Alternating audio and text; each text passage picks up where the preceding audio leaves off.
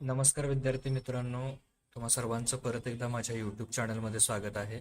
तर आजच्या व्हिडिओमध्ये आपण इयत्ता 7वीची जी घटक चाचणी क्रमांक परीक्षा 2 होणार आहे, तर त्याच्या दृष्टीनं मागच्या व्हिडिओपासून आपण सराव प्रश्नपत्रिका सुरू केल्या होत्या. तर या व्हिडिओमध्ये आपण सराव प्रश्नपत्रिका क्रमांक 1 घटक चाचणी क्रमांक 2 साठी विषय आहे विज्ञान, आणि या विज्ञान विषयाची एकूण 20 गुणांची आपली घटक चाचणी परीक्षा होणार आहे. वेळ असणार आहे 40 मिनिटं. तर याच्यामध्ये बघा, तुम्हाला जे प्रश्न असणार आहेत ते कसे असणार आहेत. तर प्रश्न क्रमांक 1 असेल, रिकाम्या जागा भरा. आता सुरुवातीला सांगायचं म्हणजे ही जर प्रश्नपत्रिका तुम्हाला वहीत लिहून घ्यायची असेल तर त्याची जी लिंक आहे ती खाली डिस्क्रिप्शनमध्ये दिलेली आहे. तिथे जा आणि तुम्ही इयत्ता 7वीची जी ही प्रश्नपत्रिका आहे ती तुम्ही लिहून सुद्धा घेऊ शकता. तुम्हाला तिथं मिळेल ती प्रश्नपत्रिका. तसंच इयत्ता 7वीचा आपला व्हॉट्सअप ग्रुप आहे की जिथं तुम्हाला वेगवेगळे नोट्स, शैक्षणिक माहिती मिळेल. तर त्याची सुद्धा लिंक खाली डिस्क्रिप्शनमध्ये दिलेली आहे, तिथे तुम्ही जाऊन बघू शकता. आता बघा, प्रश्न क्रमांक 1 रिकाम्या जागा भरा. याच्यासाठी 5 गुण असणार आहेत तुम्हाला. तर बघा, डॉट डॉट अभ्यासासाठी इलेक्ट्रॉन सूक्ष्मदर्शकाचा वापर करतात. बघा, जे सूक्ष्मजीव असतात त्या सूक्ष्मजीवांच्या अभ्यासासाठी कुठला सूक्ष्मदर्शक वापरतात? इलेक्ट्रॉन सूक्ष्मदर्शक. कारण सूक्ष्मजीव हे अतिशय लहान असतात, त्यामुळं ते स्पष्टपणे दिसण्यासाठी, त्यांच्या अभ्यासासाठी, सूक्ष्मजीवांच्या अभ्यासासाठी कुठला सूक्ष्मदर्शक वापरतात? तर इलेक्ट्रॉन सूक्ष्मदर्शकाचा उपयोग करतात. आता पचनाची क्रियेची सुरुवात कुठून होते? तर पचनाची क्रियेची सुरुवात मुखापासून होते, तोंडापासून सुरू होते. आपण अन्न तोंडावाटे आत घेतो, तिथूनच खरं तर पचनाची क्रिया ही सुरू होत असते. जे बदल घडल्याने मूळ पदार्थाचे रूपांतर नवीन व वेगळ्या गुणधर्माच्या पदार्थास होते, अशा बदलाला काय म्हणतात? बदलाचे वेगवेगळे प्रकार तुम्ही बघितलेत, भौतिक बदल, रासायनिक बदल.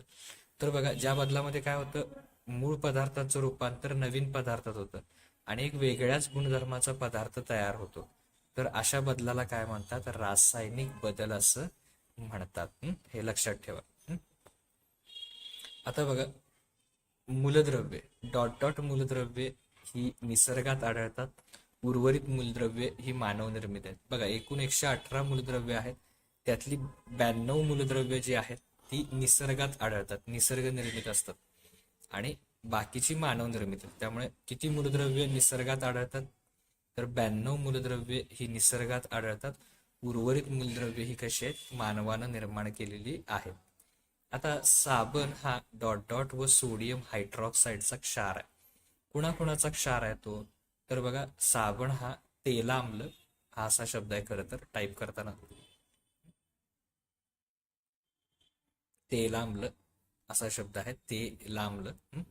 तेलाम्ल व सोडियम हायड्रॉक्साईडचा क्षार आहे. तर त्याचं जी रिकामी जागा येणार आहे ती काय येणार आहे? तेलाम्ल येणार आहे. आता आपण पुढचा प्रश्न बघूया.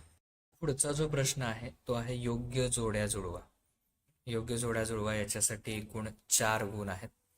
तर योग्य जोड्या जुळवासाठी 4 गुण असल्यानंतर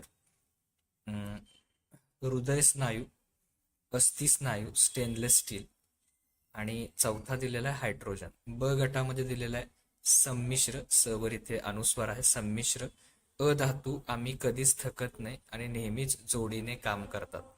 तर अशा प्रकारे ह्या जोड्या जुळवायच्या. तर बघा, हृदय स्नायू त्याचा अचूक पर्याय येतोय हा आम्ही कधीच थकत नाही.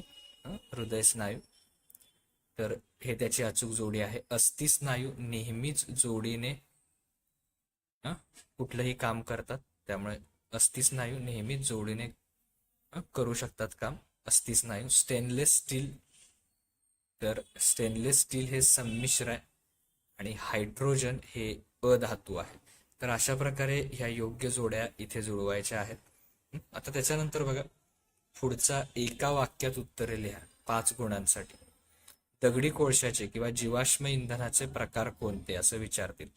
तर बघा, दगडी कोळशाचे पीठ, लिग्नाइट किंवा ब्राऊन कोल असं म्हणतात त्याला, ब्युटेनियस कोल, अँथ्रोसाइड, हे दगडी कोळशाचे काय आहेत? प्रकार आहेत. तर यांची नावं लक्षात ठेवा. आता निसर्ग निर्मित अपमार्जक कोणते? तर रिठा आणि शिकेकाई हे काय आहेत? उदाहरण आहेत त्याचे निसर्ग निर्मित अपमार्जकाची.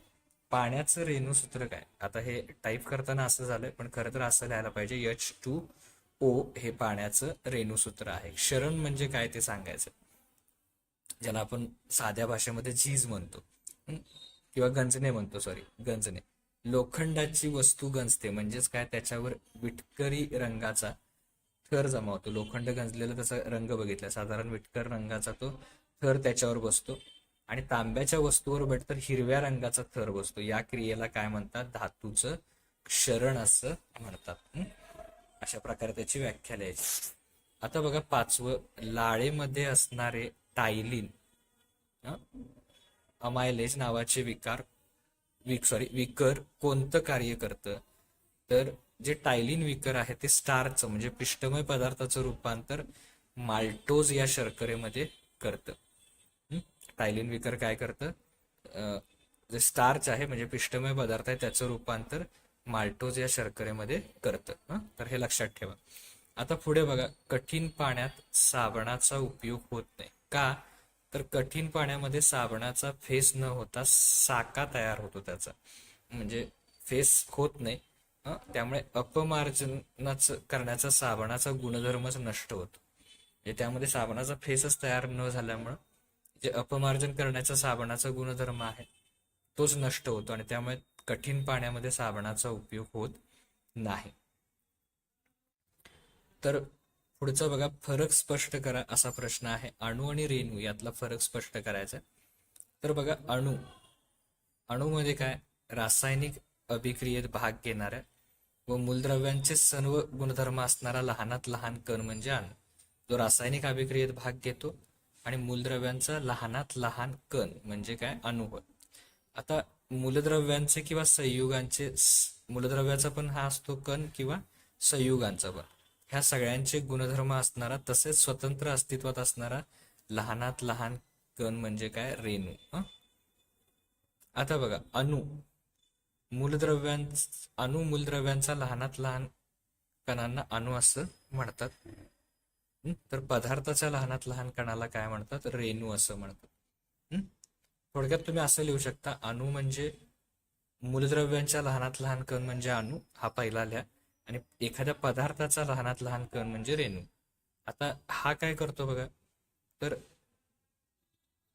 फक्त मूलद्रव्यांच्या बाबतीत हा आढळतो, हा मूलद्रव्य किंवा संयुगांच्या बाबतीत आढळतो. तर अशा प्रकारे तुम्ही त्यांचं काय लिहू शकता, फरक लिहू शकता. आता बघा प्रश्न, पचन संस्थेची आकृती काढून भागांना नाव. तर पुस्तकात ही आकृती आहे, तुम्ही काय करायचं, ही आकृती फक्त काढायची आणि त्याला फक्त ही नावं द्यायची, ही माहिती त्याच्यात लिहायची नाहीये. हे तोंडाचा भाग दाखवलाय, परत इथे दाखवलाय तो घसा, यकृत, हे सगळे भाग दाखवलेत बघा बाणचिन्हात. तर हे फक्त नावं त्यांची लिहायची आहेत, स्वादुपिंड, लाळ ग्रंथी, जठर. तर अशा प्रकारे एकूण 20 गुणांची ही प्रश्नपत्रिका आपली पूर्ण होते. तर तयारी चांगली करा जेणेकरून तुम्हाला त्याचा फायदा होईल.